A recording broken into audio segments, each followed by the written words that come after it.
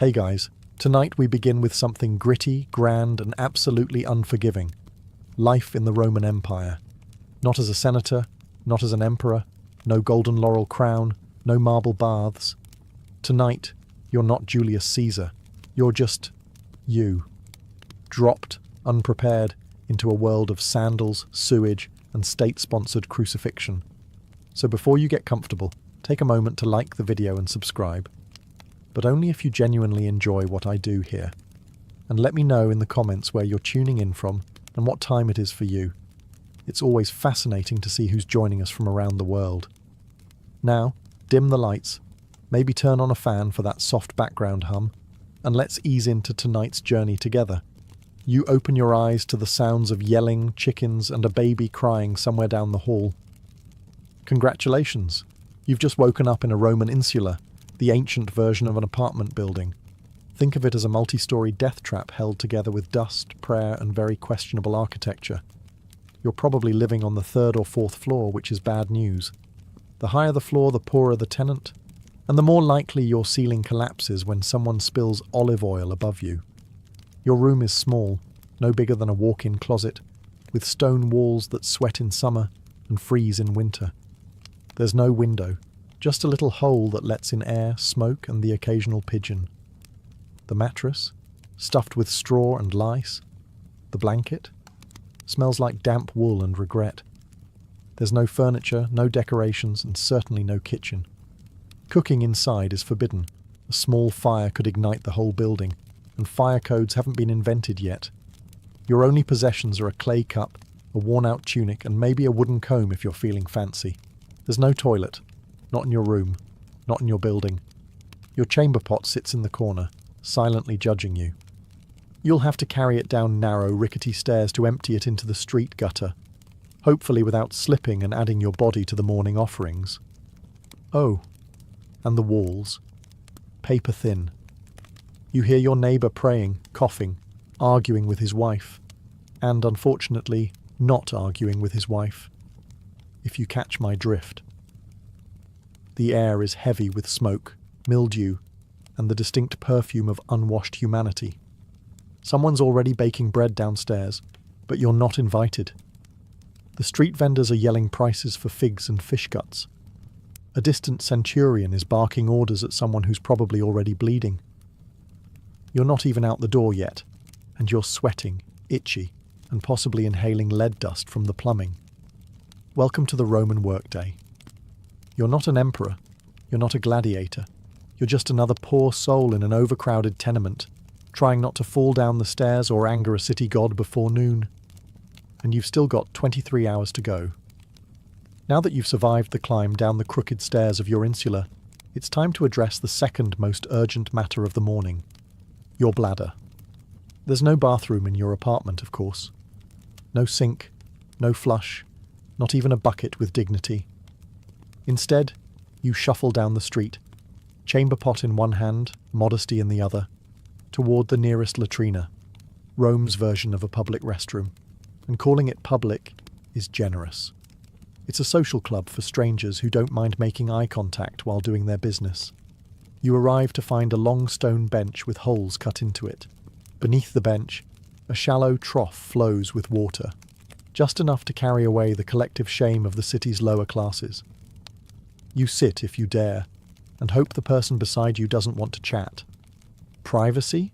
Not a thing. Doors? Absolutely not. People treat it like a town square with extra acoustics. Businessmen discuss grain prices while squatting. A retired soldier talks about his sciatica. Meanwhile, you're just trying not to look directly across from you where another man is chewing olives and not breaking eye contact. Then comes the real treat, the tersorium. It's a communal sponge on a stick, kept in a bucket of vinegar or salt water. In theory, you rinse it before use. In practice? Well, let's just say the sponge has seen things. Unspeakable things. You wipe, hesitantly, and hope the vinegar did its job. If you're feeling lucky, maybe you brought your own rag. If you're feeling rich, maybe some moss. But chances are you just used what everyone else used, and now carry the quiet shame of shared hygiene. And if you think you can skip this ritual by going in an alley, think again. Public urination laws exist, fines are real, and Roman law enforcement is not known for subtle warnings. Once you're done, you wash your hands. Wait, no you don't. There's no soap, no running water, just a rinse from the communal basin that's seen more fingers than a handshake competition. You leave the latrina feeling lighter and slightly more dead inside. But hey, that's Rome. And now it's time for breakfast, if you can call it that. So, you've done your morning business and managed not to fall into a gutter or get arrested. Impressive. Now it's time for breakfast, the most important meal of the day unless you're Roman, in which case it's more of a polite formality before work and misery. Welcome to the Irontaculum, a Roman morning feast that consists of precisely two things: stale bread and watered down wine. Sometimes there's cheese, sometimes there's olives, but mostly there's just disappointment. Forget about coffee. The Romans didn't have it. No eggs, no bacon, no pancakes, and certainly no oat milk lattes. Breakfast is not meant to be satisfying. It's meant to not kill you. Your bread is likely panis rusticus, a rough, chewy lump of grain and grit baked yesterday or the day before. It's dense enough to qualify as a weapon and textured like limestone. The wine is diluted, because even they knew that being drunk before sunrise in ancient Rome was a bad idea, unless you were a senator. There's no kitchen in your apartment, so you eat this meal standing in the street or squatting beside a fountain, alongside other equally unenthused citizens gnawing on bread like flavourless tree bark. If you've got a bit of oil or a smear of garum, Rome's famously salty fermented fish sauce, then congratulations, you've added aromatic horror to your already bleak meal. If you're wealthy, maybe you get fruit or honey. But you're not. You're a normal Roman citizen, just rich enough to not be enslaved and just poor enough to envy your neighbour's broken jug of goat milk. Sometimes vendors walk by selling hot chickpea fritters or honeyed pastries, and for a moment you feel hope. But you remember your coin pouch is emptier than a gladiator's sympathy, so you bite your bread and pretend it's cake. And this is how the day starts, with carbs, mild dehydration, and a growing realization that you're about to walk 7 miles on Roman sandals with nothing but stale crumbs in your stomach and a buzz from last night's leftover wine. It doesn't get better, because now it's time to go to work. After your hearty breakfast of bread and mild despair, it's time to face the Roman workday. And let's be clear, unless you're a senator, a poet with a patron, or one of the lucky few who inherited land from a dead uncle with no heirs, you are working, and you're doing it hard. You might be a labourer, porter, potter, bricklayer, street cleaner, or if your luck's truly sour, a sewer worker. Rome needs a lot of things: roads, aqueducts, temples, baths.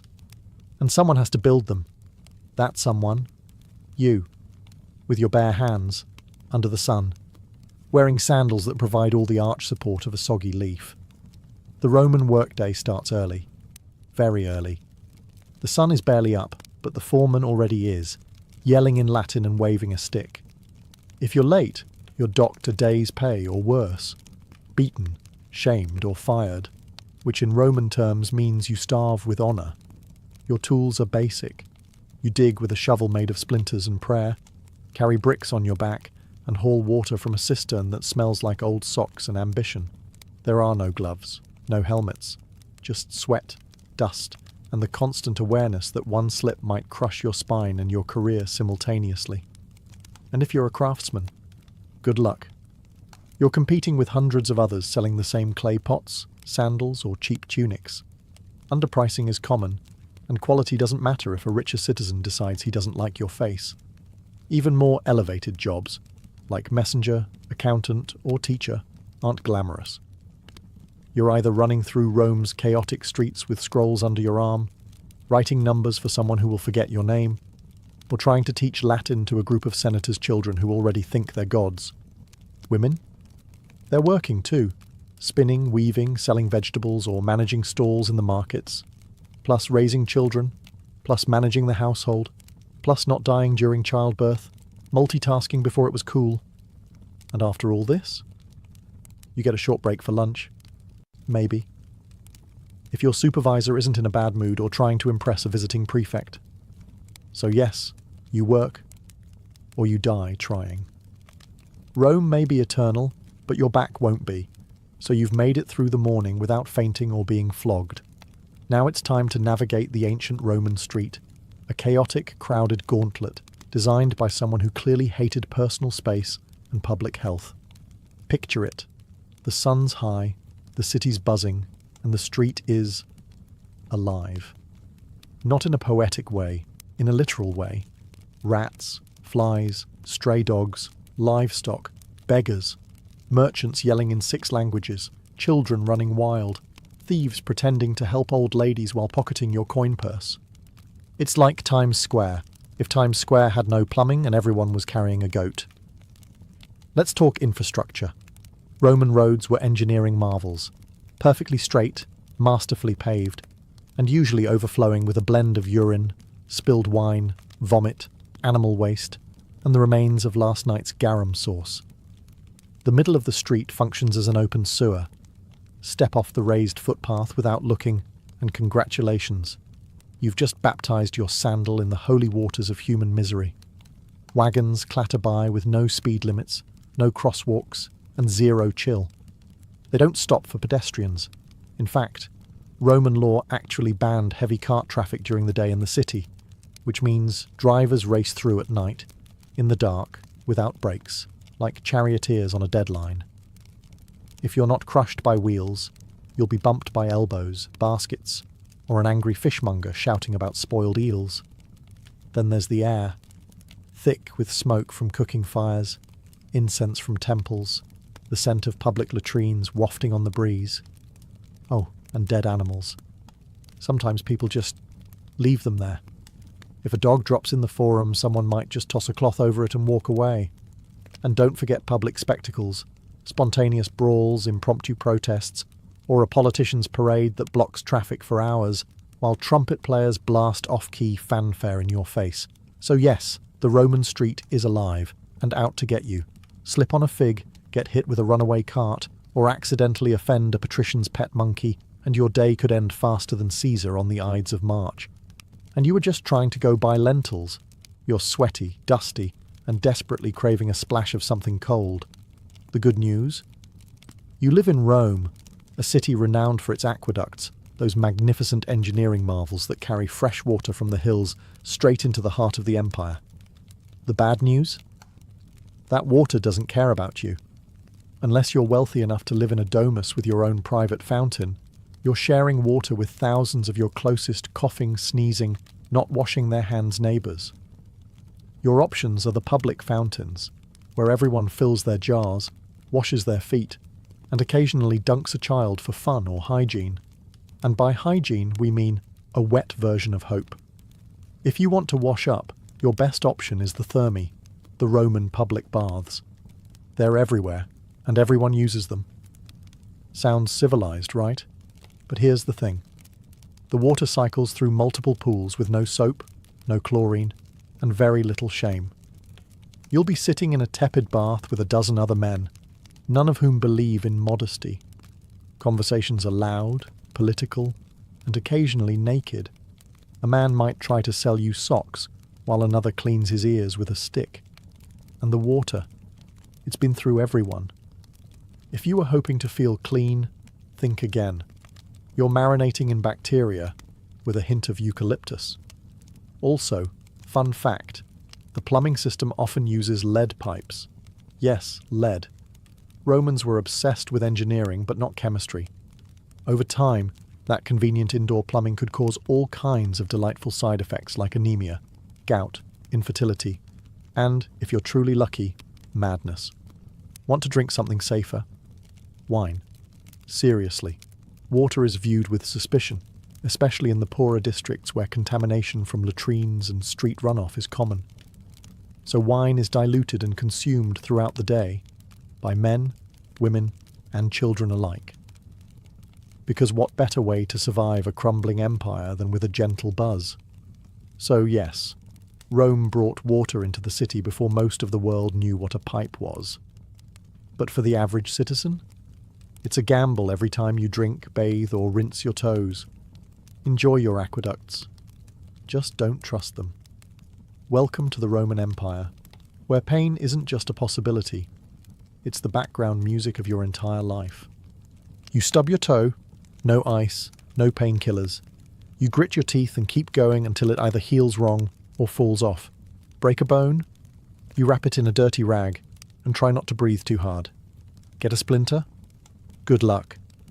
That's how infections start and how you might end. Roman society isn't big on comfort. There are no ergonomic tools, no padded seats, no concept of taking it easy. If you're a labourer, you're lifting bricks with a hernia and a prayer. If you're a soldier, you march 20 miles a day with bleeding feet and a scorpion bite on your thigh. If you're a woman in childbirth, well, welcome to agony. Your midwife might know a chant. That's about it. Every part of your body is one misstep away from becoming an open wound or a cautionary tale. And unless you live near a temple with a very dedicated priest, your best option is homemade ointments, herbal smoke, or simply ignoring the problem until it resolves itself, or you get resolved into a grave. There's no such thing as anesthesia. Surgeries are performed while you scream into a block of wood. Dislocated shoulder? It's popped back in by a man named Marcus, who learned from watching someone else fail at it. Dental work? Picture a blacksmith. Now picture your mouth. That's the scene. And if you're enslaved or poor, people don't even pretend to care. You could be bleeding out on the side of the road, and the best you'll get is, "Don't stain the mosaic." Even upper-class Romans embraced pain as proof of virtue. Stoicism was the philosophy of the day. Enduring suffering without complaint was seen as noble. If you cried over a broken arm, you weren't just in pain. You were weak. Real Romans suffer silently, then write poetry about it later. So yes, pain is always on the table, and it usually comes without warning, without remedy, and definitely without sympathy. On that cheerful note, let's take a look at what happens when you actually go see a Roman doctor. So, you've hurt yourself. Maybe it was the infected blister from yesterday's work, or maybe you tried to shave with a bronze blade and now your chin looks like a gladiator training ground. Either way, it's time to seek medical attention, which, in ancient Rome, is less about healing and more about surviving the attempt. Let's begin with the basics. Roman medicine is a chaotic mix of Greek theory, mystical guesswork, and a surprising amount of leaves. The core belief?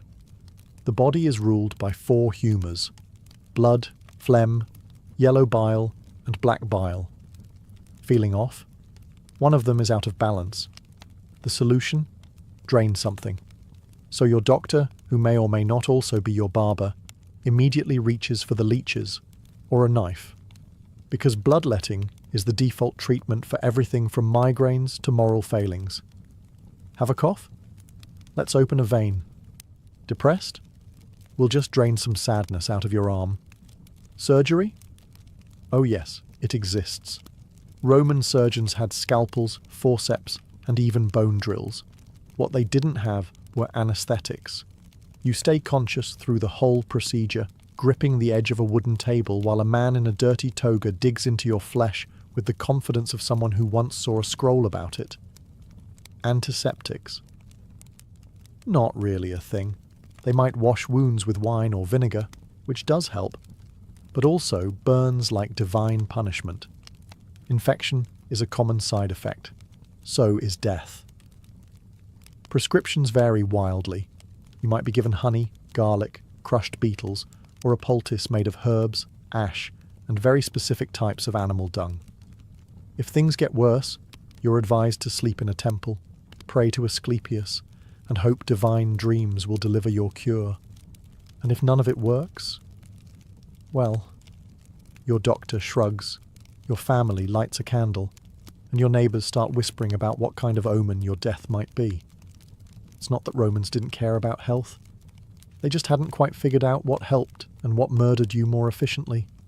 So next time you sneeze, Be grateful for modern antibiotics, and that you don't live in a world where healing often starts with blood loss.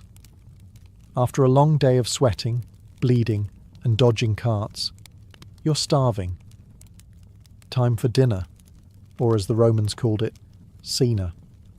Just don't expect anything remotely comforting. Let's start with what's not on the table. No pizza, no pasta, no tomatoes, no potatoes, no chocolate, no sugar, and absolutely no coffee. None of those things had been discovered or imported yet. This isn't Italian cuisine. This is pre-Italy edible survival. You sit down to a wooden bowl of something brown and vaguely hot. It's probably pulse, a porridge made of spelt, beans, or lentils. It tastes like wet gravel with a hint of herb, if you're lucky. If you're not lucky, it tastes like wet gravel without the herb. Protein is rare unless you caught it, trapped it, or fished it yourself. Meat is expensive, and even when you do get some, it's often off. Roman cooking didn't use refrigeration, so preservation meant heavy salting, smoking, or marinating it in garum, a fermented fish sauce that smells like dead ocean and burns your soul just thinking about it. If you're feeling festive, there might be boiled vegetables, hard cheese, or the occasional fig. Rich Romans dined on exotic dishes like roasted flamingo, stuffed dormice, or jellyfish in vinegar, delicacies that mostly scream, "Look at how rich I am and how little I care about taste buds." Your wine is watered down, always. Drinking it straight is seen as barbaric. But don't worry, the water it's mixed with is probably questionable too, so you're just choosing how fast you want to get sick. Dessert? Maybe dried fruit, maybe nuts, or maybe you're fasting because it's a feast day honouring a god who frowns on gluttony. Either way, you're not ending the night with a tiramisu. There are no napkins. You wipe your hands on a cloth shared with 10 other people, or just use your tunic and pretend it's clean. By the end of the meal, your stomach is full but uneasy, and your breath smells like garlic, wine, and slight despair. But at least you're fed. Now all you have to do is survive the Roman nightlife, and trust me, that's not a relaxing stroll. After a long day of grime, toil, and fish sauce, you might be hoping for a little leisure, something to take your mind off your crumbling apartment and the open sewer outside. Well, good news. You're in Rome, where entertainment is everywhere. Bad news? Most of it is horrifying. Let's start with the main event.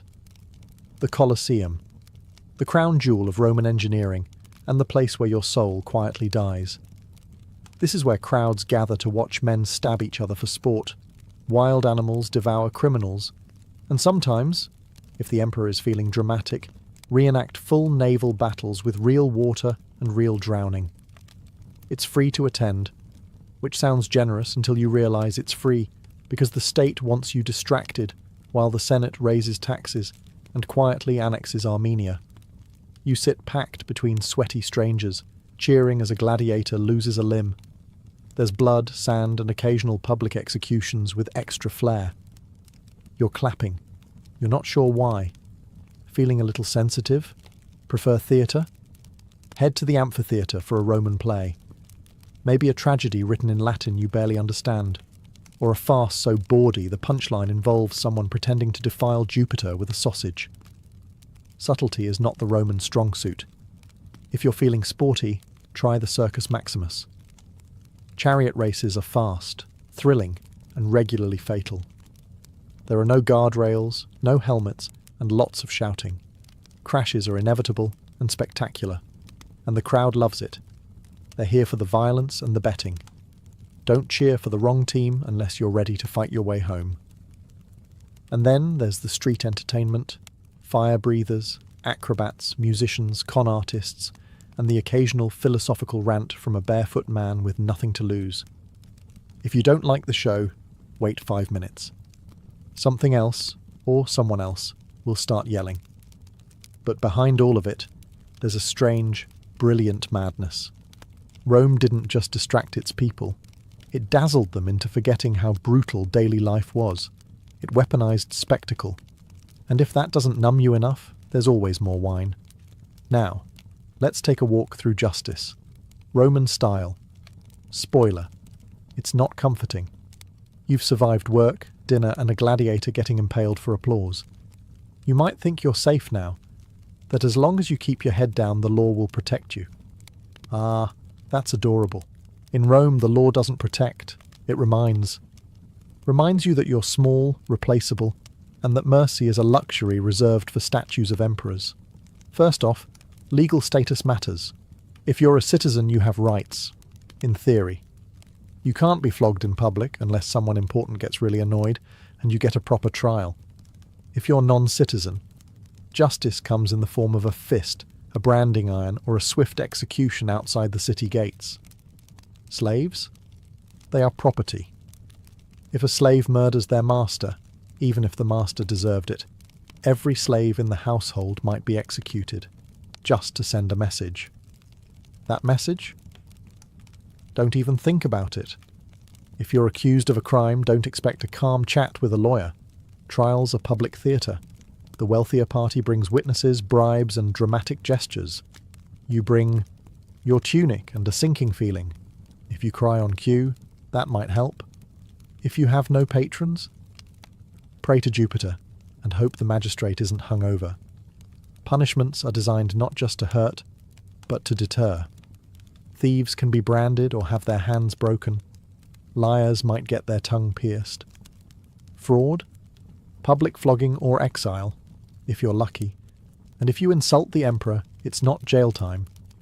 It's death, usually creative. Some crimes require public punishment, ideally in front of a crowd that cheers louder than they did for the morning's beheading. Crucifixion is popular, long, slow, humiliating. It isn't reserved just for Jesus.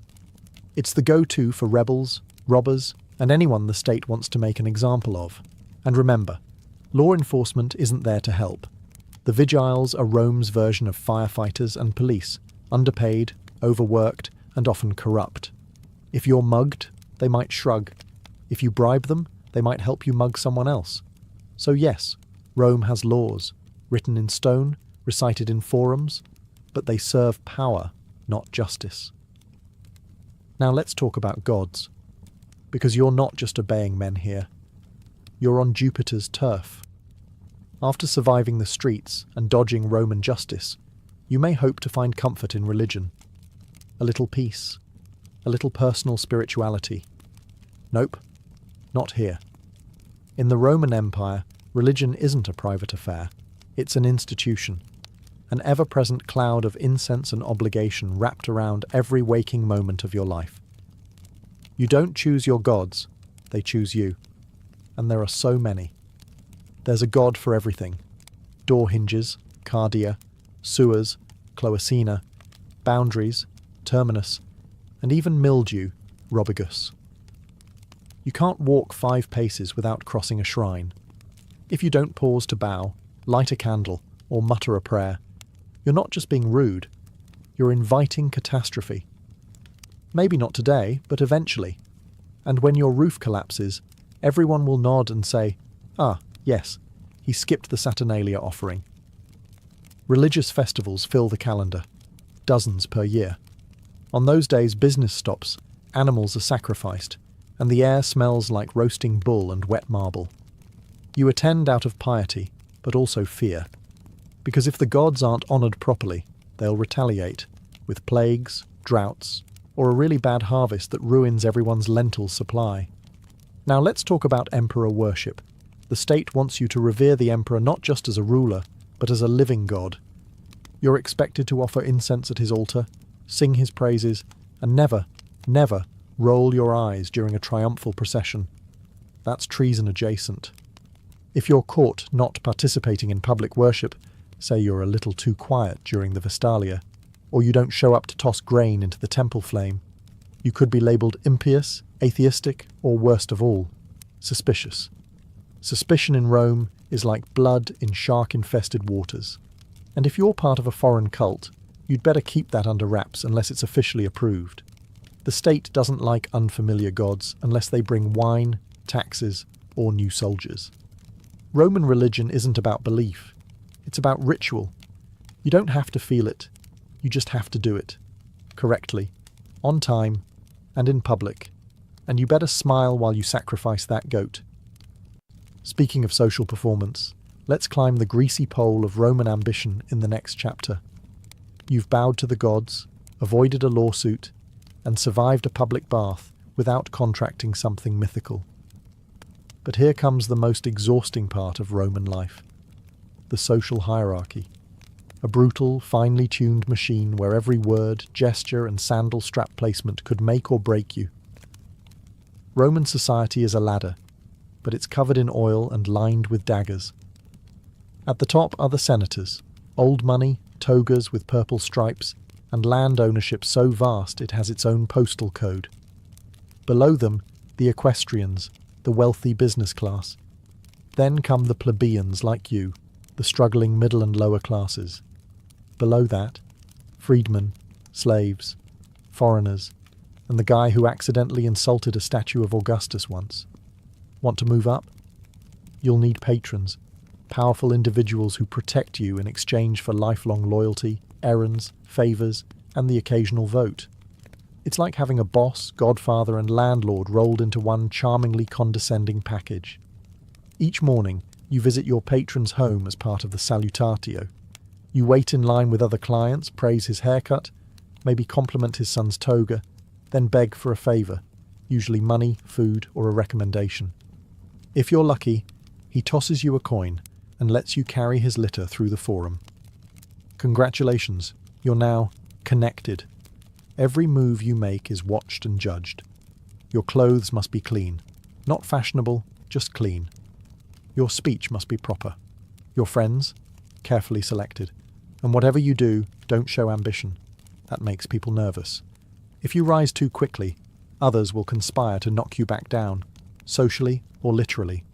Networking is warfare. Gossip is currency.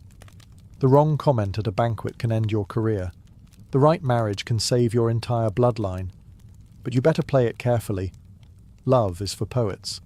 The rest of Rome marries for alliances and estate access. And even if you climb high, don't get too comfortable. One bad harvest, one missed ritual, one jealous rival, and it's all over. You won't even hear the dagger coming. Now, the sun is setting. Surely things calm down at night, right? Not in Rome. The sun dips below the rooftops of Rome, and for a fleeting moment you think, maybe now, finally, you can rest. But nightfall in the Roman Empire isn't a time for peace. It's a shift in tone. From noisy and chaotic to dark and downright lethal. First, let's talk about lighting. There isn't any. Unless you're rich enough to burn oil lamps all night, and few are, most people rely on moonlight, memory, and blind hope to find their way through the labyrinthine alleys of the city. If you trip and fall, no one's helping. They might just take your shoes. The vigiles, Rome's official night watchmen, are supposed to patrol the streets, prevent fires, and stop crimes. In practice, they're overworked, underpaid, and often more interested in napping than heroics. Some are brave, most are bribable, and all of them are outnumbered. Criminals know this. Thieves, muggers, and the occasional bored ex-gladiator roam the shadows, looking for easy marks. If you're walking home alone, you're the easy mark. It doesn't matter who you are. Unless you're armed, fast, or invisible, you're at risk. And then there's fire. Rome's greatest nighttime terror. Insulae, those charming death trap apartments you sleep in, are made of wood and dreams. Cooking after dark is illegal for this reason, but laws mean little to a hungry tenant. A single overturned lamp can reduce an entire block to ash in hours. The Great Fire of 64 CE didn't start itself, but once it did, it raged like Mars in a bad mood. You might think your building is safe, until you smell smoke at midnight and realise there's no organised evacuation plan. You grab your one tunic, your chamber pot, and maybe your dignity, and sprint for your life down a collapsing staircase. And if it's not fire or thieves, it's noise. Drunken parties echo through the streets. Processions for obscure gods parade by with drums and shouting. And if a senator's mistress is upset, everyone within a 3-block radius knows. Sleep in ancient Rome is a luxury. Silence is a myth. And safety? That's reserved for the wealthy, the armed, and the extraordinarily lucky. But hey, morning's almost here. You just have to survive one more night. And then repeat. The sun sets on Rome, and with it you might expect a moment of calm, a breeze, a quiet meal, maybe even sleep. Think again. Rome doesn't go silent at night. It simply shifts into something darker, louder, and more dangerous. The city never truly sleeps. It prowls. Let's start with fire. Roman buildings, especially the tall wooden insulae where the poor live, are tinderboxes waiting for a careless oil lamp or cooking fire to turn them into ash. There's no real fire department, just the vigiles, who are part firefighter, part night watch, part deeply underpaid janitor. They carry buckets and hope. If your apartment catches fire, you might be rescued, or you might become a cautionary tale in tomorrow's gossip. Then there are the thieves, cut purses and pickpockets who treat the moonlight like a hunting license. Rome's alleys are narrow and unlit. Torches are expensive. If you must walk after dark, you're doing so by feel, by instinct, and hopefully not by yourself. Don't carry anything shiny. Don't make eye contact. And whatever you do, don't get caught between two drunken gladiators arguing about someone's missing sandal. Speaking of drunk, the city's nightlife is booming. Taverns spill over with cheap wine, loud music, and men shouting bad poetry about Mars and women they'll never impress. Fights break out. Dice games end in blood. And sometimes an angry noble decides to settle a grudge by having a slave beat someone in the street. You hide in the shadows and pretend you didn't see anything. If you're a woman walking alone, good luck. Rome is not kind to unchaperoned females after dark. The streets belong to the desperate, the reckless, and the dangerously bored. Trying to sleep isn't much better. Your insula creaks like it's thinking about collapsing. Rats scurry through the walls. Your neighbour coughs like a dying goat. Somewhere nearby someone is screaming, either from passion, murder, or both. You press your face to a sweaty pillow and pray to Mercury for silence. But there is no silence in Rome. Not for you. Because in the Roman Empire, even the darkness is loud. And when dawn comes, you'll have to do it all again. You woke up in a crumbling insula, survived public toilets, chariot traffic, gladiator gore, lead poisoning, leeches, religious festivals, burning rooftops, and half-cooked lentils soaked in fermented fish sauce. You bowed to gods you don't understand, obeyed laws that don't protect you, and slept through riots, rats, and the occasional public decapitation. You're dirty, tired, possibly infected, and emotionally scarred by the communal sponge. And it's only been one day. Would you last another? Honestly, no, you wouldn't. Most modern humans, with our air conditioning, antibiotics, and 5-minute delivery windows, would crumble by lunchtime. You'd give up before the second round of garum. And yet, the Romans did it. For centuries. Because here's the maddening, magnificent thing. In the middle of all this filth, brutality, and noise, Rome worked.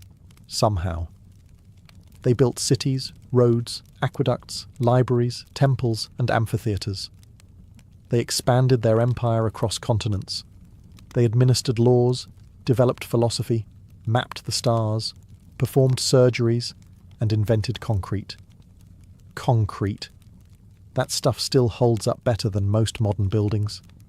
They created systems that shaped Europe and beyond for 2,000 years. Latin became the root of half the languages you hear today.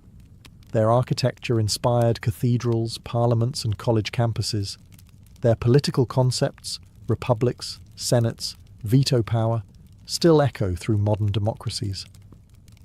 But it came at a cost. For the average Roman, not the emperors, not the marble-bathed elite, daily life was a hard-fought grind. And yet they endured. They adapted. They didn't have a choice. Because Rome wasn't made of gold. It was made of sweat, fear, ambition, and survival. Layer by layer, person by person, century by bloody century. And that's why it lasted. You'd be begging to go back to modern plumbing and antihistamines by mid-afternoon. You'd trade your entire denarii pouch for a hot shower and a chair with a back on it. And that's okay. You don't need to survive ancient Rome. You just need to understand it. And maybe, just maybe, appreciate that someone, somewhere, once walked those same filthy streets and helped build the empire. So you could sit here today, clean, safe, and mildly horrified. Imagine being a Parthian princess in the 2nd century BCE. You've got royal blood in your veins, a name fit for legend, Rhodogoon, and more importantly, you live in a world where your family spends more time fighting rebels than hosting dinner parties. Rhodogoon wasn't born into peace and pearls. She was born into grit, horses, and the constant possibility that someone might poison your dates. Her father, Mithridates I, was no idle king.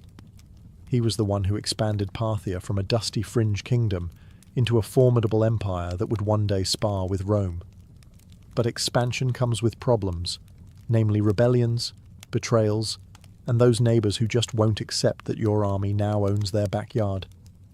As a young woman, Rhodogoon would have grown up watching envoys argue, commanders draw maps in the sand, and palace scribes trying to keep track of who was loyal this week.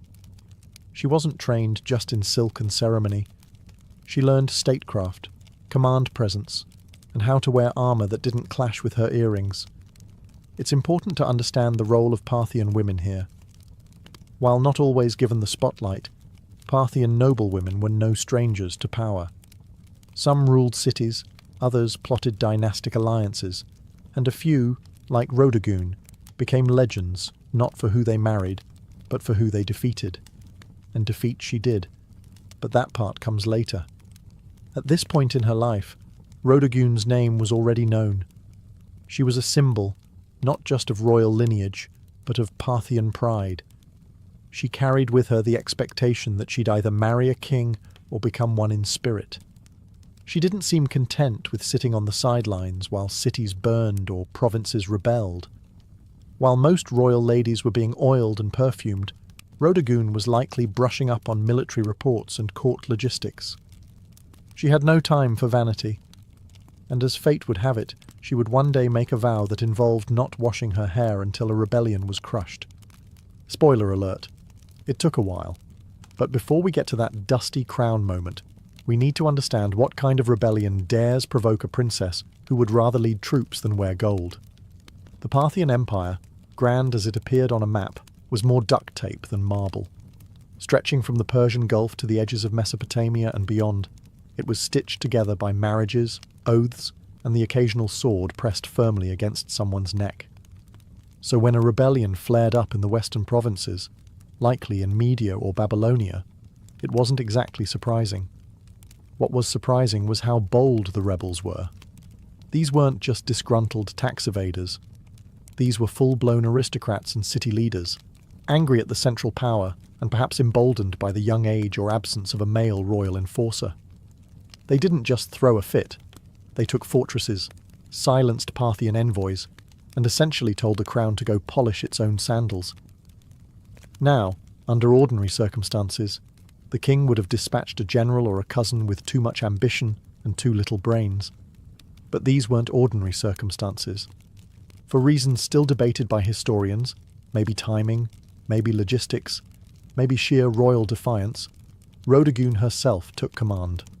And not just in the abstract, I'll approve the battle plans kind of way. No, she got on a horse, donned armour, and made a public vow that would become the stuff of legend. She would not wash, comb, or otherwise tend to her hair until the rebellion was crushed. It was bold. It was dramatic. It was, frankly, a nightmare for court stylists. But that vow, dramatic as it sounds, wasn't vanity. It was a declaration. A visual symbol that tied her personal dignity to the fate of the empire. Every time someone saw her tangled, dust-laden hair, they'd be reminded, this isn't over until we win. And that worked. Soldiers rallied. The troops didn't just see a princess. They saw a commander who was literally letting her beauty decay with the war. She embodied Parthian resilience, the kind that didn't rely on thrones but on thorns, dust and sweat. Meanwhile, the rebels probably didn't know whether to laugh or panic. They had expected a general, maybe a diplomat. Instead, they got a furious, unwashed woman who was riding straight for their gates with steel in her eyes and no time for conditioner. And worse, she meant business. When Rodogun set out from the capital, she wasn't escorted by a lavish court parade or showered in rose petals.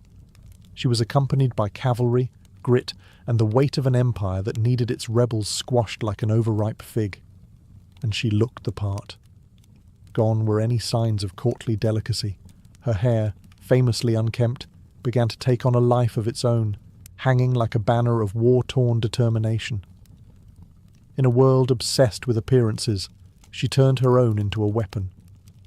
The campaign was not swift. This wasn't a single siege, easily resolved with a bribe and a battering ram. The rebel cities were fortified and confident. They had expected hesitation from the central power, not a battle-hardened woman galloping through the dust with fire in her gaze. But Rodogun didn't waver. Her military instincts were sharp, perhaps sharper than many of the men who had led before her. She employed classic Parthian strategies, mobility, feigned retreats, and hit-and-run raids. Her forces would appear at the edge of a rebel-held city, vanish like smoke, and return a day later from an unexpected flank. Reports suggest her soldiers admired her not just as a symbol, but as a tactician. She didn't ride behind the lines. She was up front, dirt under her nails and fury under her helmet.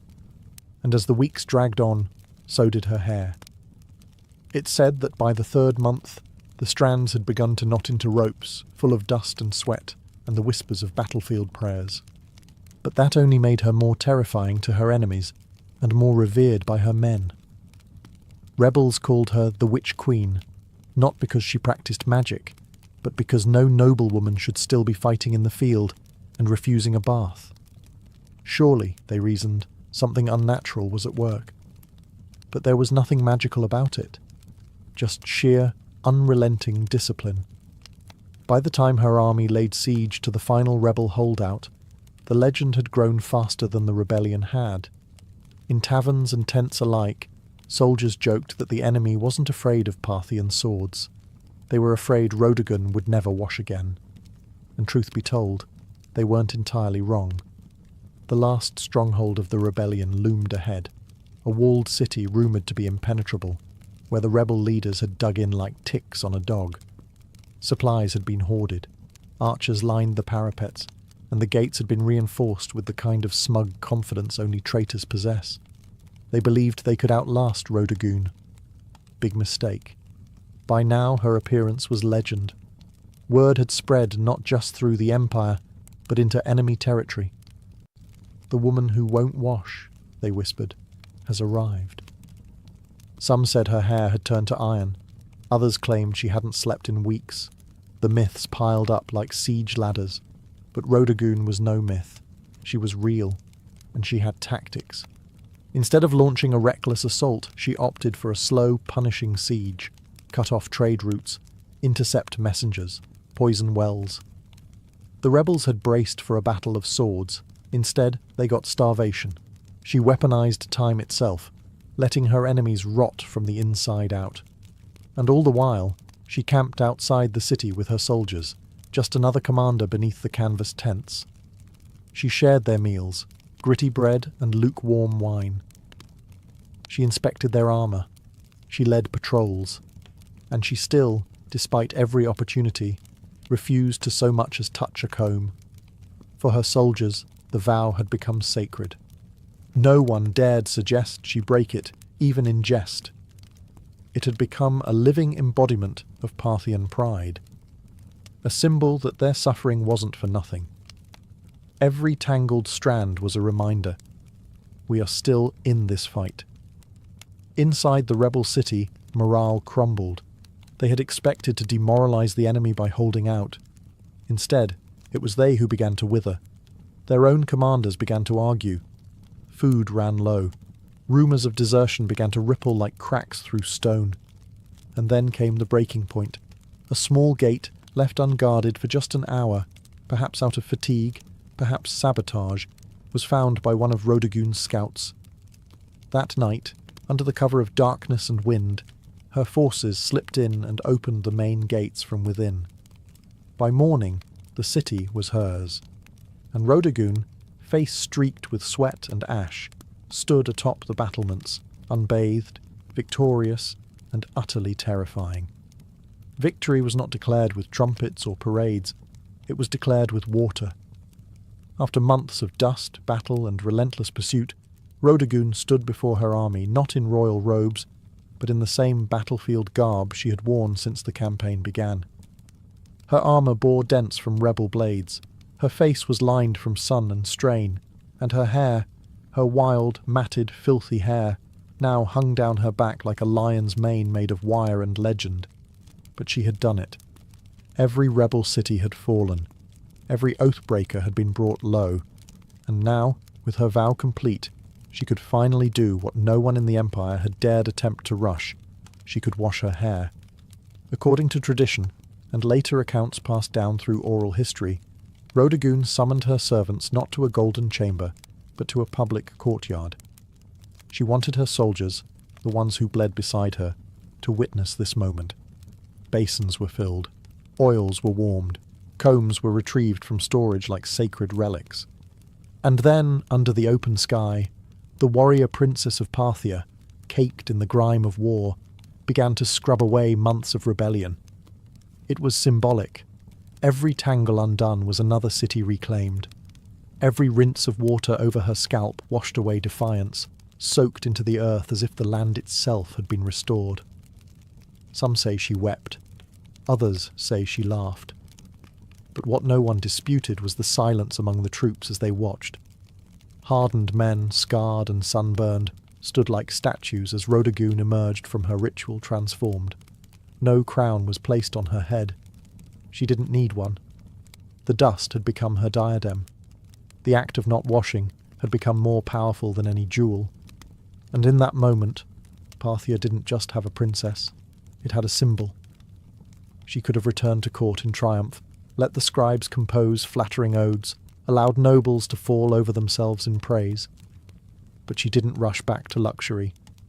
She stayed with her troops a while longer. She dined with them. She listened to them. She knew that her legend had just begun, but she didn't want it forged in gold. She wanted it forged in memory. After the hair-washing that became an event for the ages, Rodagun could have ridden straight to the capital with fanfare, banners, and enough propaganda to last a century. But she didn't. Instead, she took the long route back, deliberately visiting the cities she had reclaimed one by one, walking their streets, inspecting their defences, and ensuring no embers of rebellion still glowed beneath the ashes. This wasn't mere ceremony. It was strategy. Rodagun knew the danger of victory, how quickly it can melt into complacency. Empires don't fall from defeat alone. They fall from forgetting why they fought in the first place. She wanted the rebels and loyalists alike to understand that Parthian strength wasn't just cavalry and coin. It was embodied in her very presence, a woman who chose hardship over comfort and earned loyalty by example, not decree. And loyalty she received. Everywhere she went, people gathered not to gawk at royalty, but to stare in awe at her. Not polished, not perfumed, but real. She didn't bring fear. She brought accountability. She asked for reports, heard complaints, paid for supplies out of her own war coffers. She rewarded cities that had stayed loyal and offered clemency, carefully, cautiously, to those who repented. By the time she reached the royal court, her return had already become a legend. Scribes rushed to record her tale. Artists argued over how to capture her, wild-haired and battle-worn or radiant and reborn. Ministers whispered about the implications. A woman commanding armies, keeping oaths, and now standing at the heart of Parthian power with the loyalty of half the provinces in her hand. And here was the dilemma. What do you do with a princess who is more popular than most kings? Some urged she be married off, as if that would contain her influence. Others wanted her placed in charge of border defences permanently. But Rhodogun didn't seem concerned with titles or politics. She had proven what she needed to. The battlefield had been her throne, the dust, her crown, and her name, already etched in the hearts of soldiers and citizens alike, needed no royal inscription to endure. She didn't need a coronation. She had already been crowned, not with gold, but with history. In the months following her campaign, Rhodogun didn't seek the limelight, but it followed her anyway. She became a subject of poetry, sculpture, gossip, and awe. Not because she demanded it, but because she had earned it. Every soldier who'd fought under her command returned with a tale, and every tale made her larger, more enduring, more untouchable. Yet in the palace halls of Parthia, where politics slithered like snakes behind silk curtains, her silence was unnerving. She didn't boast, she didn't lobby, she didn't ask for titles or lands. Instead, she observed, listened, and understood the real battlefield had only shifted from stone walls to whispered conversations. Even the king, her father or possibly her brother depending on the exact moment in the tangled Parthian dynastic timeline, had to tread carefully. Rhodogun wasn't just popular. She was respected in a way few men at court could compete with. Not adored for beauty or bloodline, but for leadership, for command. She had turned her vow into policy, her filth into folklore. And yet, the silence she kept was as deliberate as any military maneuver. She didn't tell others what she planned next, because perhaps even she didn't know. For the first time in years she wasn't fighting. She wasn't commanding troops or outwitting rebels. She was still, and that stillness unnerved many. What does a woman who conquered without a crown do next? One theory among historians is that Rhodogun used this silence as leverage. Her presence alone, her every quiet nod or glance, forced decisions. Officials hesitated to propose bad policy for fear she'd frown. Generals delayed campaigns, hoping she might weigh in. Her silence wasn't passive. It was a tool. She had discovered that not speaking could be more powerful than speaking. And so she remained, a living legend walking the palace corridors, her freshly washed hair braided not just in gold thread but in memory.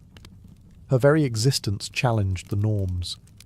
She had proven that Parthian might wasn't confined to masculine hands. It could ride into battle with tangled hair and return with cities at its feet, and all she had to do now was wait. Because sometimes the greatest move is no move at all. As the years passed, Rhodogun's name slowly faded from the formal records. Parthian scribes, more eager to elevate kings and dynasties than unruly warrior princesses, began to downplay her campaign. The silence she once used as a weapon now became the excuse for erasure. No grand mausoleum was raised in her name. No epic poem commissioned by the state bore her face on golden scrolls.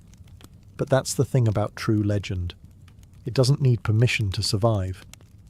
In the outposts where her army had marched, in the villages she spared, her name remained a whispered spell. Mothers told stories of her to their daughters, not as a fairy tale, but as a warning to any man who underestimated a woman with a mission. Soldiers recited her tactics as if they were sacred text. And rebels, well, even decades later, they still spoke of her as if she might ride again from the dust, with hair flying like war banners. There's something profoundly unsettling about someone who breaks every rule of their time and still wins. Rhodogun wasn't content to be decoration in a court.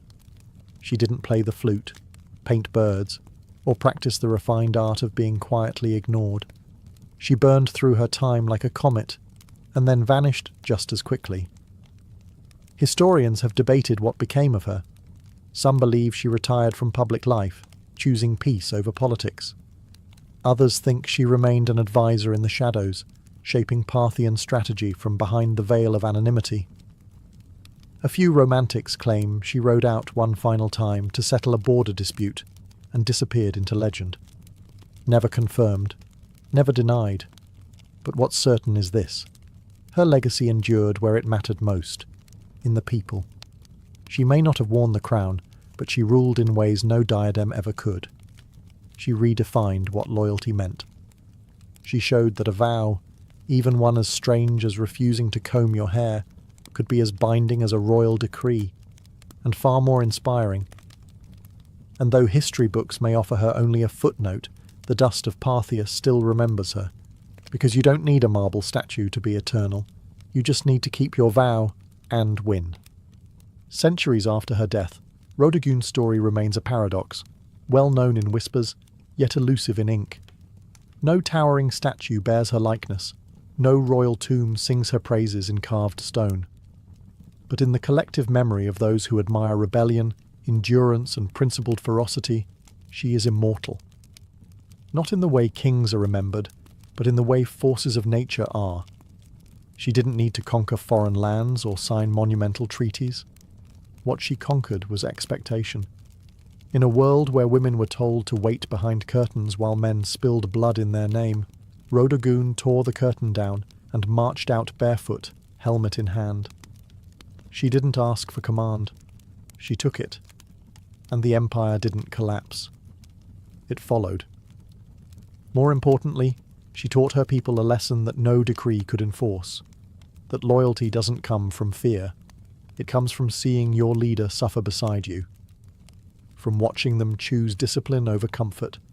From watching them keep a vow longer than anyone thought possible. She wasn't perfect. No legend is.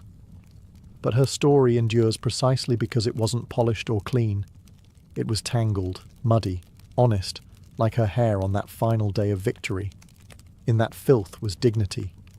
In that vow was a vision of leadership stronger than any title.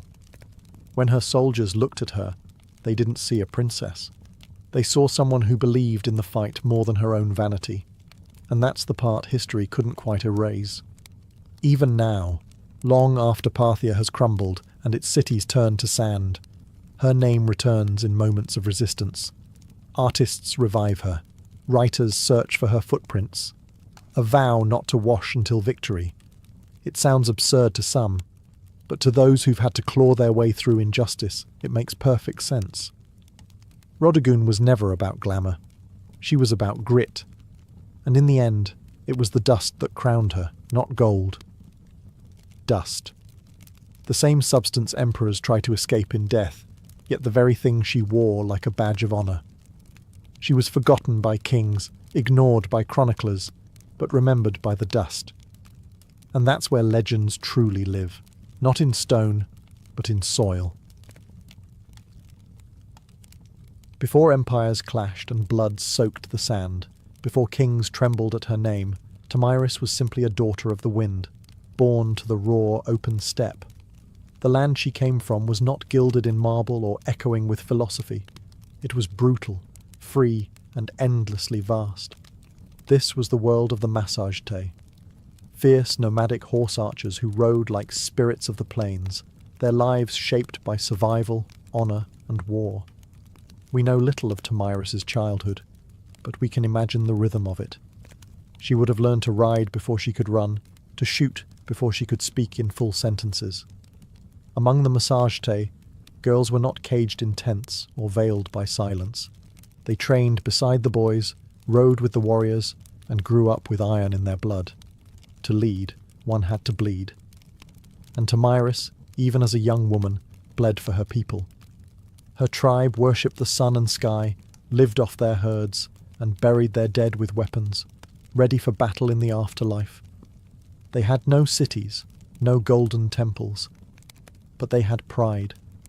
And when enemies approached, they met them not with prayers, but with arrows. Tomyris likely came to power after the death of her husband, who may have ruled the tribe before her. But what's certain is that when the moment came, she didn't inherit leadership. She seized it. In a time when most women were considered property, Tomyris commanded an army. She negotiated with kings. She dared to speak as an equal. And if they didn't listen, she made them. She was more than a queen. She was Shahmat, the steppes' checkmate, a war chief in bronze and leather who would soon face the greatest empire on earth. But power, especially for a woman, never comes without consequence. As Tomyris began to solidify her rule, whispers grew louder. Across the mountains to the south, a king was watching. His name was Cyrus the Great, and he wanted more. The stage was set. The steppe wind howled. And Tomyris, daughter of warriors, would soon ride into legend. While Tomyris reigned over the open steppes, far to the south, a different kind of power was rising. Structured, imperial, relentless. Cyrus the Great, founder of the Achaemenid Empire, had already conquered Lydia in the west and Babylon in the south. His banners flew over deserts, mountains and cities where languages changed every few days' ride. But Cyrus wasn't done. He was a builder of empires, and every builder eventually eyes the horizon. To Cyrus, the Massagetæ were a threat wrapped in opportunity. They weren't rich in gold or cities, but they controlled the northeastern frontier, and that meant access to key lands, resources and trade routes. More importantly, the Massagetæ had something no empire could afford to ignore: pride. And pride, in Cyrus's eyes, could be bent or broken. But Cyrus also knew that brute force wasn't always the best first move. He had a reputation for cleverness, diplomacy, and strategic trickery. So he tried a different approach, one that kings before him had used to dissolve threats without a single drop of blood. He proposed marriage. According to ancient sources, notably Herodotus, Cyrus sent envoys to Tomyris offering an alliance through matrimony. On paper, it was a royal match, the great king of Persia and the warrior queen of the Massagetæ. But Tomyris wasn't naive. She saw the proposal for what it was, not an offer of love or partnership, but a calculated attempt to absorb her people without a fight. She declined, and that rejection didn't sit well in the halls of Persepolis. With the diplomatic games over, Cyrus shifted to his favourite language: war. He ordered his army to cross the Araxes River, the natural barrier that separated Persia from the land of the Massagetæ. He was going to take what Tomyris refused to give. But Tomyris was already preparing. She knew the terrain. She knew how her people fought, on horseback, fast and furious. And most of all, she knew Cyrus wasn't just coming for land. He was coming to crush a woman who dared to say no. The world's most powerful king had declared war, but he had no idea what kind of fury he had just awakened on the steppe. Cyrus the Great, master strategist and seasoned conqueror, believed he could outwit Tomyris. He had faced kings, crushed cities, and subdued nations. To him, the Massagetæ were little more than wild nomads with fast horses and no cities to defend. He didn't realize he was stepping into the path of someone just as cunning and far more furious. Tomyris had warned him. After rejecting his marriage offer, she sent a clear message: cross the Araxes River, and you will regret it. But Cyrus crossed anyway, building a bridge of boats to carry his army into Massagetæ land. Instead of striking immediately, Tomyris pulled her forces back, luring Cyrus deeper into unfamiliar terrain. The Persians found an abandoned camp, well stocked with food, and more importantly, wine, a luxury the nomadic Massagetæ rarely indulged in. It was a baited trap, and Cyrus took it, perhaps thinking the enemy had panicked and fled. Inside the camp, he left a portion of his army under the command of General Harpagus, a trusted officer. As the Massagetæ returned under the cover of night, they fell upon the drunk and unsuspecting Persians with deadly precision. The battle was brutal and swift. Among the dead was Spargapises, Tomyris' son and a Massagetæ commander. Accounts differ on what happened next. Some say Spargapises was taken alive and, realizing his capture, begged for death and took his own life. Others claim he was killed in the fighting, but all agree. When news reached Tomyris, something inside her shattered, and then turned to steel. Her grief was volcanic, but her rage, that became legendary. She sent another message to Cyrus. This one wasn't a warning, it was a vow. "You may be a glutton for blood," she said, "but I swear, I will give you your fill." She promised to make the ground run red with Persian blood, and her vengeance would not be quiet. Cyrus had taken her son. He had violated her land. Now he would meet not the queen of the Massage-Tay, but the mother of a slain warrior, and the last face he would ever see. The next battle would not be a skirmish. It would be an execution. The sun rose over the plains like a blade, sharp and blinding. Tomyris stood at the head of her army, no longer just a queen, but a storm given form. Her warriors, hardened by the nomadic life, painted their faces with ash and rage. This wasn't about politics anymore. This was about blood. Cyrus, for all his might, had underestimated the Massage-Tay. He assumed they would fight like the tribes he had conquered before, chaotic, uncoordinated, easy to crush. But Tomyris had spent her life among warriors. She understood how to strike. Not blindly, but with precision. She rallied her forces for a full-scale assault on the Persian invaders. And this time, she wasn't holding back. The location of the final battle is lost to history, swallowed by the vastness of the steppe. But what's clear is that Tomyris launched a ferocious counterattack. Her cavalry swept across the plains like a tide of knives. They fired arrows from horseback, closed in with axes, and fought like people with nothing left to lose. The Persians, battle-hardened, disciplined, and experienced, weren't expecting this level of organized fury. Tomyris didn't just lead her troops, she fought beside them. Her presence on the battlefield ignited her warriors like wildfire. Every strike was driven by vengeance. Every charge was an answer to her son's death. Cyrus tried to hold the line, but it shattered.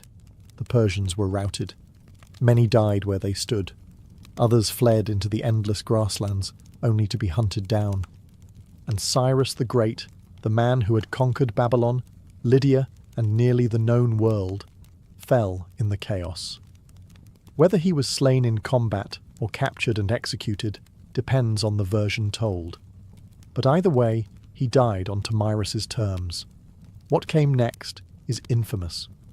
According to Herodotus, Tomyris found Cyrus's body on the battlefield, ordered his head severed, and then, in a final act of symbolic revenge, submerged it in a wineskin filled with human blood.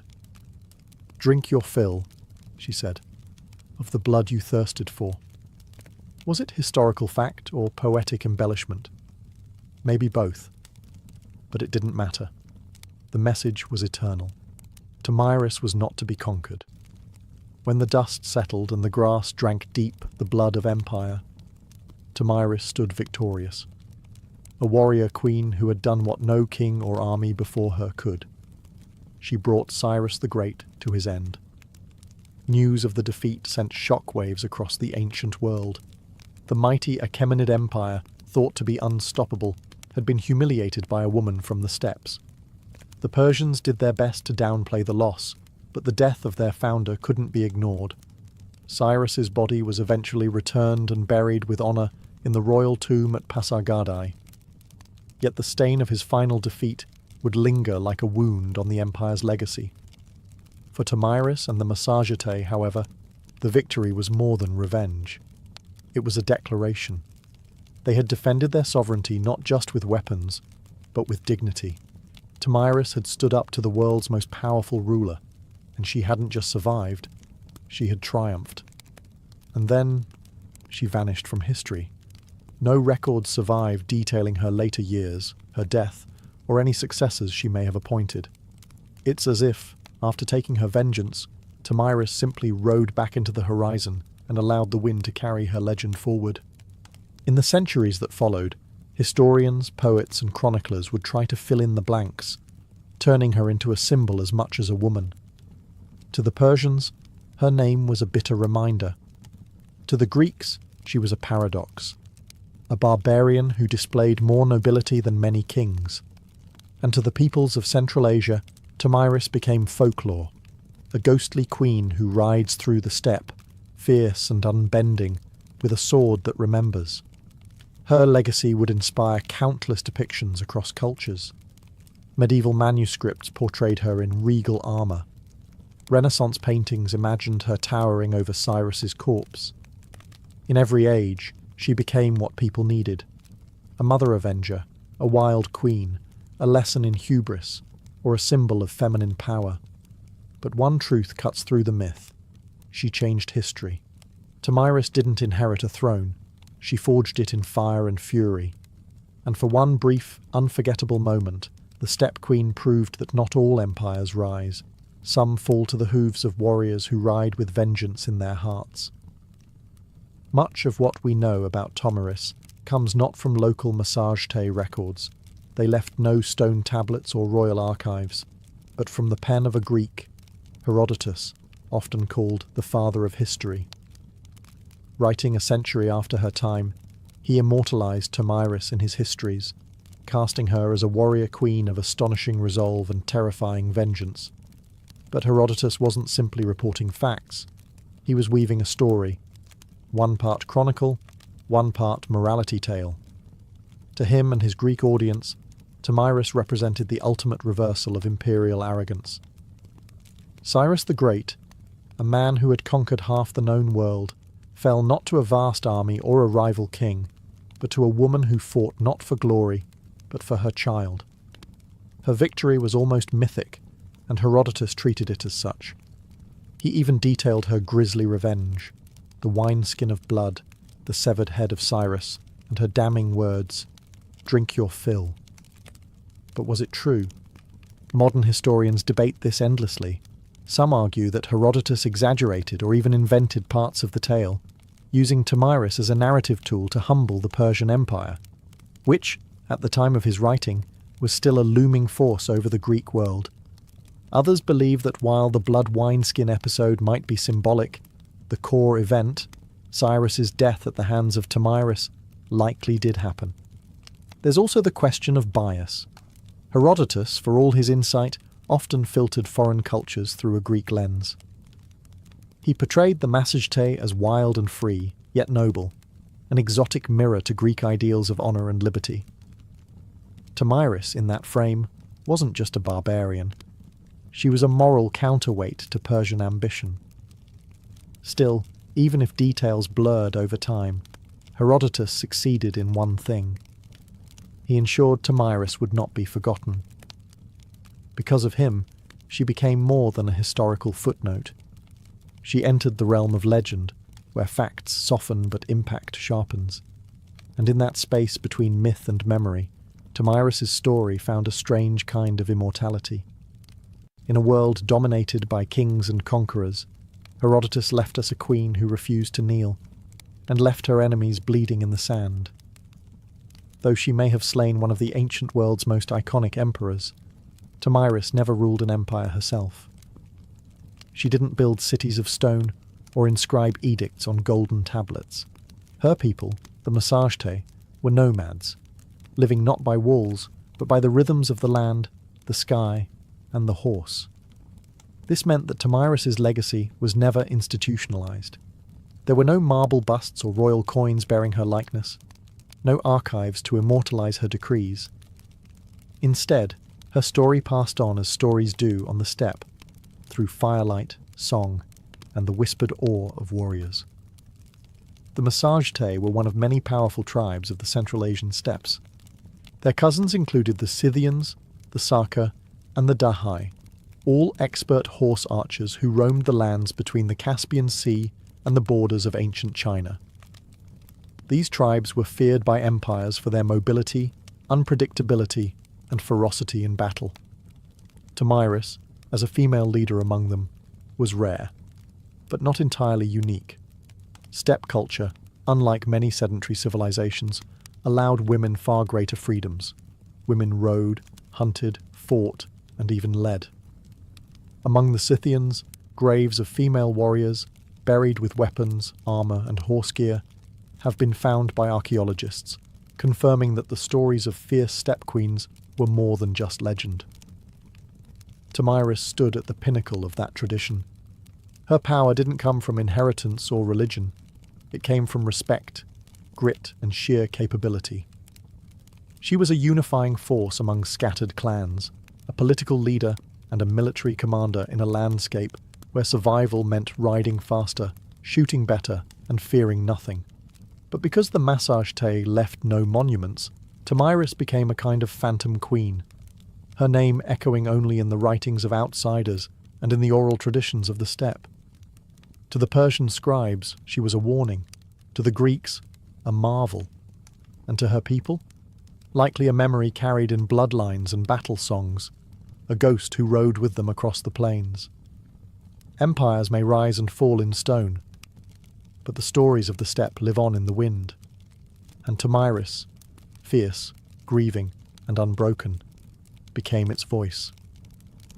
Centuries passed, and the empires that once surrounded the Massagetae rose and crumbled.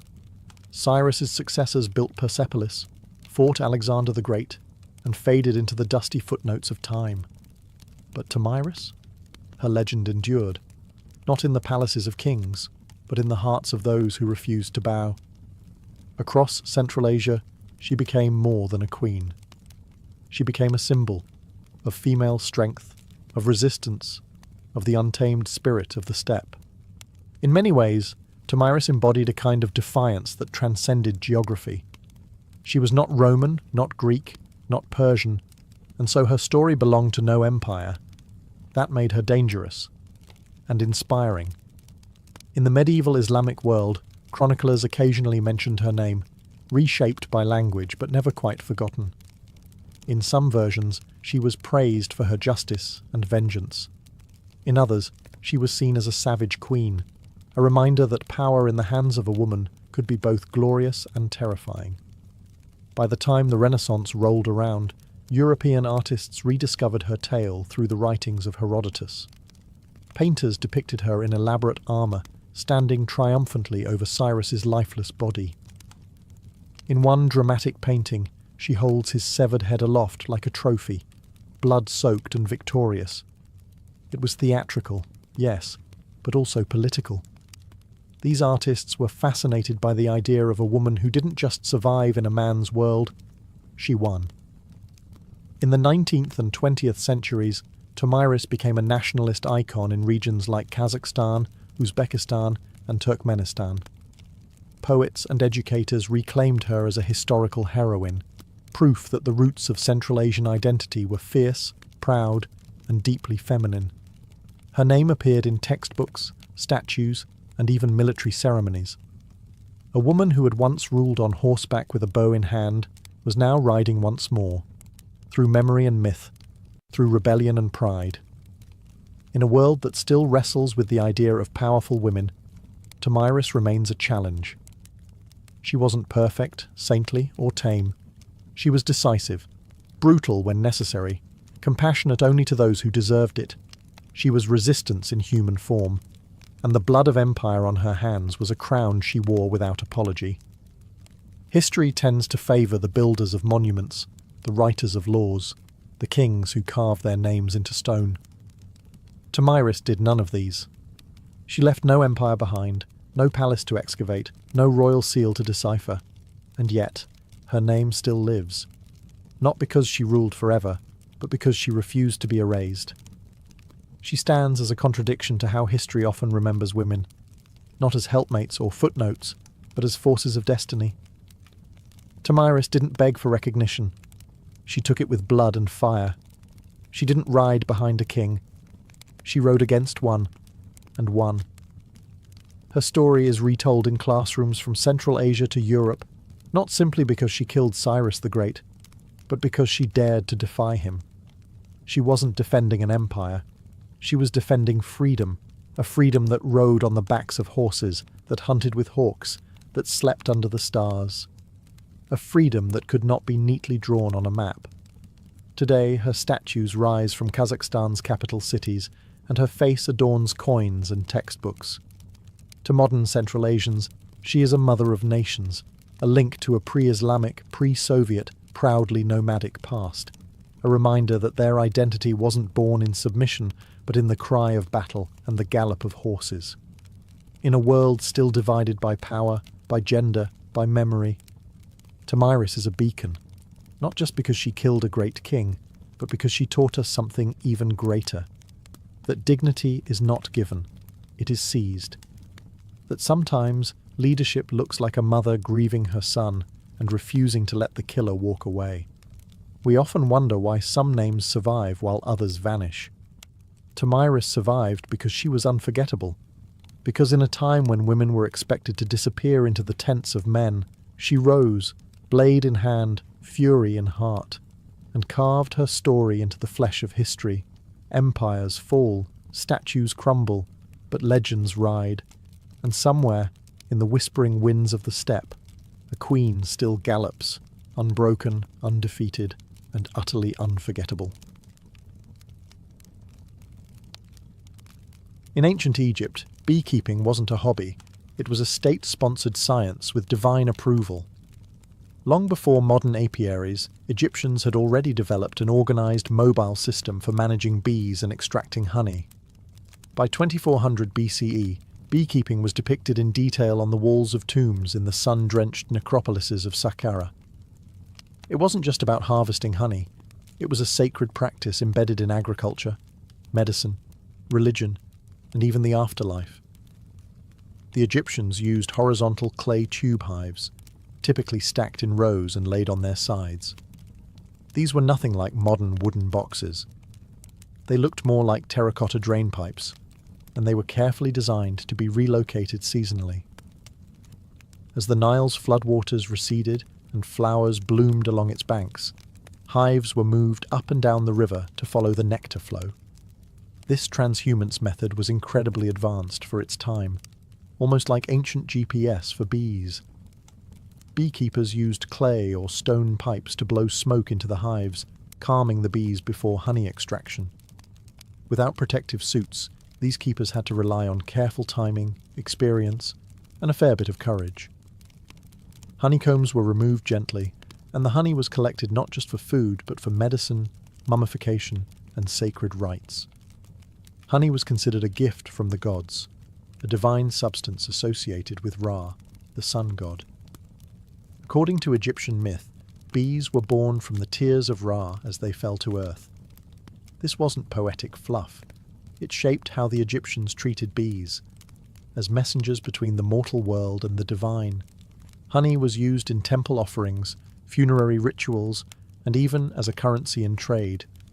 It also had a prominent role in medicine. Ancient papyri list honey as a key ingredient in over 500 remedies, mixed with herbs, wine, or milk to treat wounds, infections, and gastrointestinal issues. Its antibacterial properties were known, even if the science wasn't. Beeswax, too, was harvested and used in cosmetics, embalming, and even in writing tablets. It had value beyond the hive, becoming part of daily life for scribes, priests, and healers alike. In Egypt, the hive wasn't just a source of sweetness, it was a symbol of balance, healing, and celestial order, carefully cultivated under the watchful eyes of both humans and gods. While Egypt gave beekeeping structure and sanctity, ancient Mesopotamia gave it something equally vital: laws. The cradle of civilization didn't just master irrigation, writing, and city building, they also knew the value of honey and the importance of protecting its production. Though Mesopotamian beekeeping wasn't as visually celebrated as in Egyptian tombs, its traces are found in cuneiform tablets and legal codes, suggesting a quietly sophisticated practice. References to bees and honey appear as early as the Sumerian period. In Akkadian and Babylonian texts, there are mentions of ninsur, meaning bee gardens or apiaries. These spaces were often attached to temple grounds or royal estates, suggesting honey production was an elite-controlled resource. Honey and beeswax were used in religious offerings, medicine, food, and trade. And losing a hive could be a serious economic blow. The most telling piece of evidence comes from the Code of Hammurabi, dating to around 1754 BCE. While most of the code is famously devoted to issues like theft, injury, and agriculture, a few lines directly address bee disputes. If someone allowed their bees to swarm into another man's field, and the bees caused damage, they were liable. If honey was stolen, restitution had to be made, sometimes in the form of silver or replacement jars. In a world where almost everything was counted in grain, the fact that honey warranted its own legal protection speaks volumes. Mesopotamians also understood bees as more than just insects. Some texts describe them as divine messengers, even linking them to Ninurta, the god of agriculture and war. Beeswax, in particular, was valued for sealing documents and creating ritual figurines. It was both practical and mystical, part of both bureaucracy and magic. Though the exact design of Mesopotamian hives isn't fully preserved, scholars believe they may have used mud brick or woven basket hives, similar to early Levantine styles. These would have been kept in shaded gardens or rooftops, protected from the harsh summer heat. Mesopotamian beekeeping was less about worship and more about structure, regulating resources, ensuring fairness, and maintaining the economic balance of a society where even a bee sting might end in litigation. Here, the hive was not just a biological wonder. It was a microcosm of order, law, and the civilizing impulse itself. In the rugged highlands of Anatolia, long before the Greeks took center stage, the Hittites were quietly mastering the art of beekeeping, and they weren't treating it like a backyard hobby. To the Hittites, bees were sacred agents of purity, messengers between realms, and essential to both agriculture and the spiritual health of the kingdom. Unlike Egypt and Mesopotamia, where beekeeping was a blend of science and economics, the Hittites took a more ritualistic approach. In religious texts from the 14th and 13th centuries BCE, bees are mentioned not just as producers of honey, but as active participants in purification rites. One famous Hittite ritual text describes a ceremony in which a bee is summoned to go and remove the evil, the impurity, and the wrath of the gods. The bee is then released, not killed, a rare show of mercy in ancient rites, suggesting a deep reverence for the insect. The Hittites valued honey for its taste and its sacred utility. It was used in libations, sacrificial offerings, and anointing rituals, often combined with wine, milk, or grain. Honey wasn't just consumed, it was poured, burned, and blessed. It served as a medium between human intention and divine reception. In terms of practice, evidence suggests the Hittites used clay or woven hives, likely stored in protected enclosures near temples or royal estates. Though the archaeological record is sparse, parallels with neighbouring Levantine and Syrian traditions hint at portable tube-like hives, possibly made from straw and mud, stacked and managed much like those in Egypt. Beekeepers in the Hittite world likely operated under temple control, their work deeply embedded in seasonal festivals and state rituals. Honey was not a mere commodity. It was a tool of diplomacy, healing, and spiritual cleansing. The bee, small and unassuming, held symbolic weight that far exceeded its size. The Hittites also contributed a vital piece to the global understanding of bees. They recognized bee migration. Some surviving texts describe the seasonal behaviors of swarms, linking blooming patterns with honey flow, an insight that shows how closely they observed their environment. In Anatolia, the hum of the hive wasn't background noise. It was a sacred frequency, vibrating through the bones of gods and kings alike. The ancient Greeks didn't just study bees, they admired them, feared them, and modelled society on their mysterious order. To the Greeks, the hive was more than a place of honey. It was a living metaphor, a model for the ideal city-state, a symbol of divine order, and a source of endless scientific curiosity. Greek beekeepers advanced the science of apiculture with a blend of practical knowledge and philosophical flair. Unlike earlier civilizations that used stationary clay hives, the Greeks developed movable terracotta hives with removable lids and sections. These allowed easier access to the honeycomb without destroying the colony, an early step towards sustainable harvesting. They also mastered the art of smoke control. Using ceramic bellows and clay smokers, they would puff smoke into the hive entrance, sedating the bees before honey extraction. This innovation not only reduced stings, but also preserved the hive's structure, allowing for multiple harvests per season. One of the most influential minds in Greek history, Aristotle, studied bees in extraordinary detail. In his Historia Animalium, he described hive behaviour, noting that bees appeared to have distinct roles. Some gathered nectar, others defended the hive, and one, whom he called the king bee, seemed to lead. Although he got the gender wrong, Aristotle's observations laid the groundwork for centuries of bee research. Honey held a revered place in Greek culture. It sweetened wine, preserved fruits, and flavoured cakes. It was also used as a base for medicinal salves, especially in wound care, and was seen as a divine gift. The Greeks believed that ambrosia, the food of the gods, was a mixture of honey and wine. The bee itself had mythological significance. It was associated with Artemis, goddess of wild things, and Demeter, goddess of the harvest. Priestesses of Artemis were even called Melissae, the Greek word for bees. The idea of the bee as a sacred feminine force carried deep symbolic power. For the Greeks, the hive was both scientific marvel and spiritual emblem, a reminder that even the smallest creatures move with purpose, discipline, and grace. In studying bees, they believed they were studying the very laws of nature, and perhaps of the gods themselves. If the Greeks studied bees with wonder, the Romans managed them with ambition. Beekeeping in the Roman Empire wasn't just a cottage industry.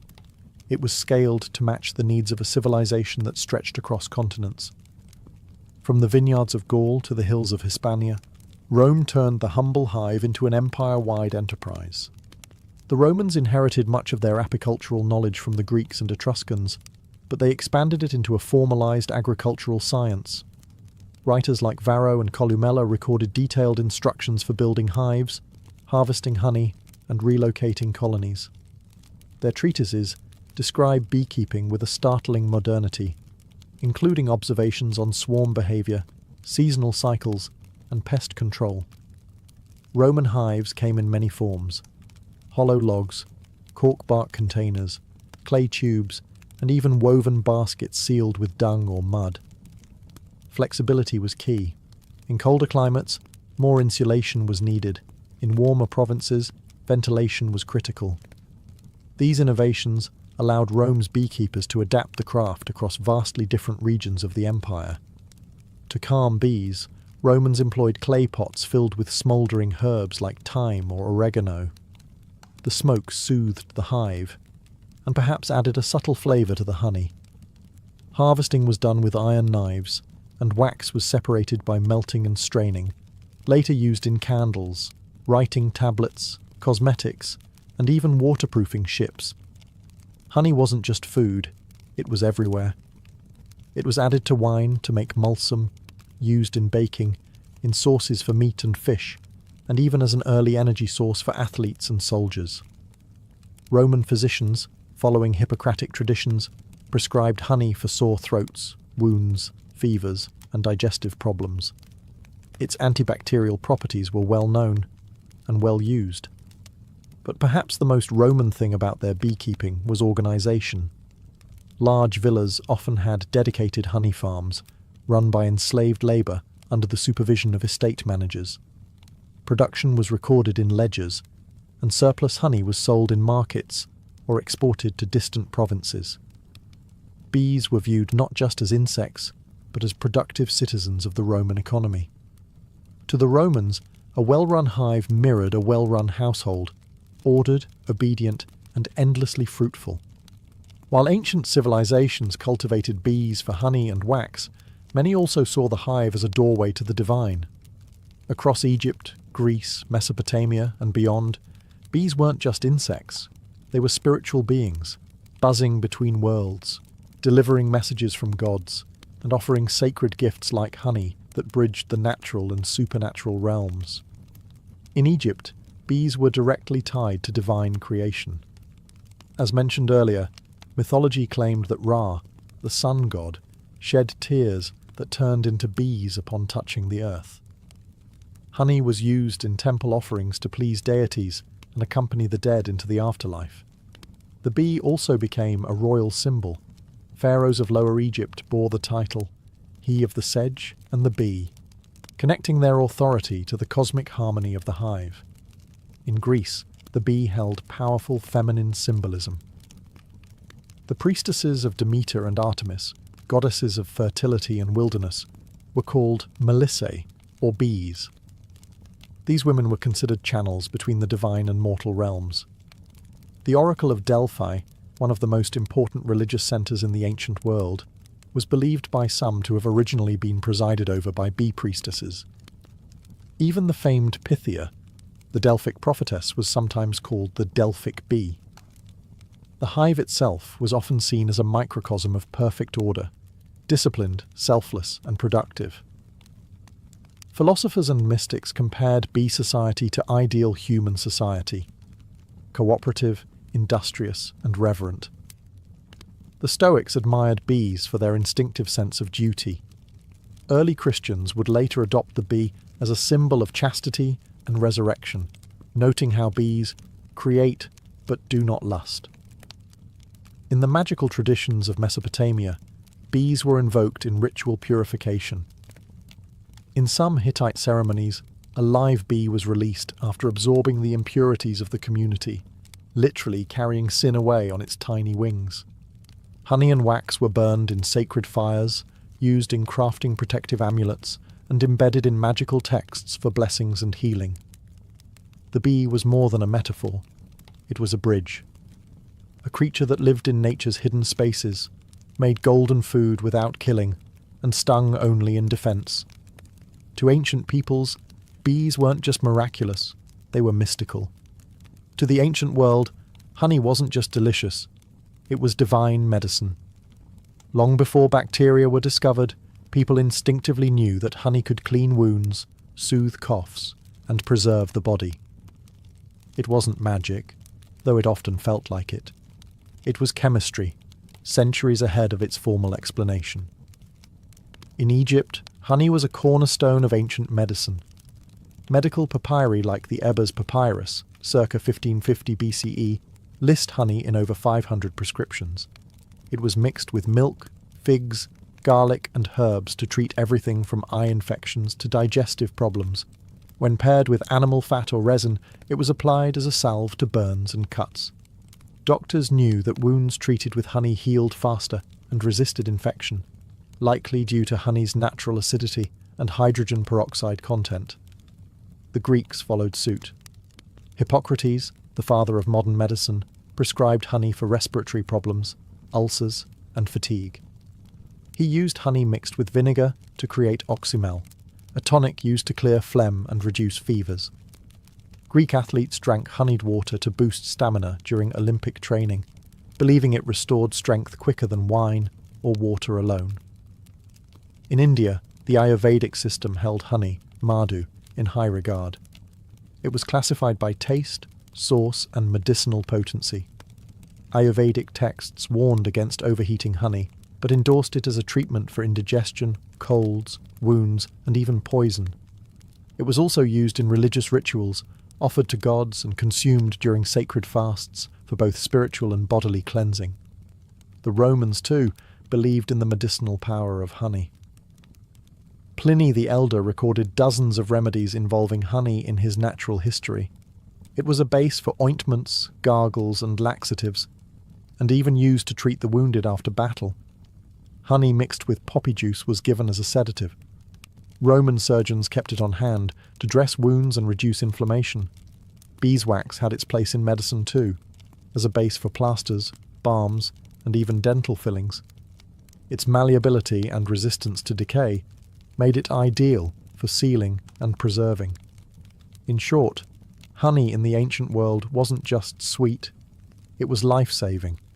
It healed the sick, preserved the dead, and symbolized purity. It was the pharmacy of the gods, delivered by the wings of bees. Ancient beekeepers were more than farmers. They were innovators, engineers, and keen observers of nature. Across civilizations, they developed specialized tools and methods that allowed them to manage bee colonies effectively, harvest honey sustainably, and even protect themselves from the bees' defensive stings. One of the most important innovations was the design of the hive itself. The Egyptians popularized the use of horizontal cylindrical clay hives essentially large terracotta tubes stacked in rows. These hives were durable, portable, and mimicked natural cavities where bees thrived. Similarly, the Greeks and Romans used terracotta and woven basket hives, some with removable lids to allow access to honeycombs without destroying the colony. The ability to inspect and harvest without killing the bees was revolutionary, paving the way for modern sustainable apiculture. To safely extract honey, ancient beekeepers employed smoke to calm the bees. The Greeks invented clay smokers and bellows, designed to direct smoke into the hive's entrance. The smoke masked alarm pheromones released by guard bees, reducing their aggression. Romans refined this by burning fragrant herbs such as thyme or oregano, which soothed the bees and possibly imparted subtle flavours to the honey. Harvesting tools varied. Wooden or bronze knives were used to slice combs carefully. Sometimes, honeycombs were pressed to extract liquid honey, and wax was melted and filtered for later use. Beekeepers often wore minimal protection, relying on experience and careful technique to avoid stings. Suits and gloves were millennia away. Ancient texts reveal that beekeepers also observed bee behavior meticulously. They understood swarm cycles, seasonal patterns, and the importance of moving hives to optimize nectar collection. Some cultures practiced transhumance, relocating hives to follow flowering plants' bloom, similar to modern migratory beekeeping. Additionally, honey storage was a crucial aspect of ancient beekeeping. Egyptians used sealed ceramic jars to store honey, protecting it from moisture and spoilage. Honey's remarkable shelf life was well known, sometimes lasting centuries sealed within tombs. Even the relationship between humans and bees was carefully managed. Rituals were performed to appease bee spirits or gods, ensuring cooperation and avoiding misfortune. This spiritual care was as vital as the physical tools in maintaining a productive hive. In all, ancient beekeeping was a blend of craftsmanship, natural science, and reverence. The tools and techniques they developed set foundations that still influence modern apiculture. The ancient practice of beekeeping laid the groundwork for a relationship between humans and bees that continues to this day. Far from a simple agricultural activity, early beekeeping was an art and science that influenced medicine, religion, economy, and ecology across civilizations, shaping the way we understand nature and sustainability. From the Nile Valley to the hills of Anatolia, from the temples of Greece to the farms of Rome, ancient beekeepers honed methods to protect and sustain their colonies.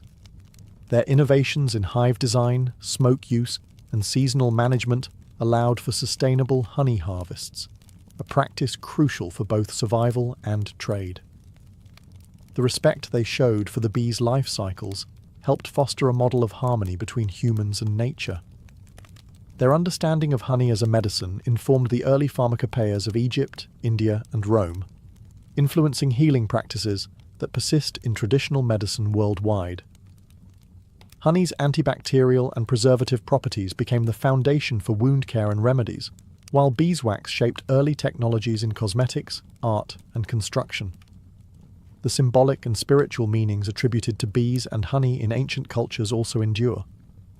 Religious rituals honoring bees and honey continue in various traditions, reflecting humanity's ongoing fascination with the hive as a metaphor for order, cooperation, and divine blessing. The idea of bees as messengers between worlds or symbols of resurrection permeates art, literature, and folklore across centuries. Moreover, the ancient practice of migratory beekeeping, moving hives to follow floral blooms, is echoed in modern commercial apiculture, essential for crop pollination and global food production. The innovations of ancient beekeepers helped set the stage for today's awareness of bees as vital pollinators and the environmental challenges they face. Despite technological advances, the core relationship remains unchanged. Humans depend on bees for food, medicine, and ecosystem health, and bees, in turn, have shaped human culture, economy, and spirituality since the dawn of civilization. The legacy of ancient beekeeping is a testament to human ingenuity, respect for nature, and the enduring power of collaboration, both within the hive and between species. It reminds us that even the smallest creatures can inspire science, faith, and survival.